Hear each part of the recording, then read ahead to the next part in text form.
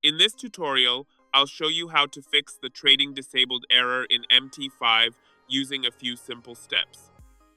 This error is quite common and doesn't always mean your account is banned.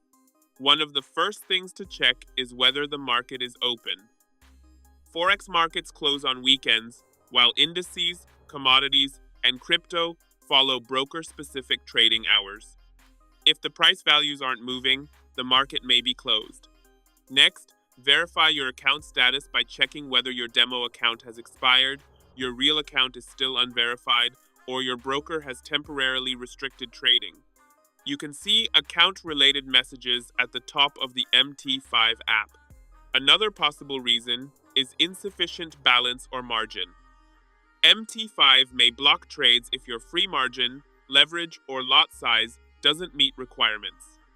If everything looks correct and trading is still disabled, the best solution is to contact your broker's support or live chat, as they can usually resolve the issue quickly.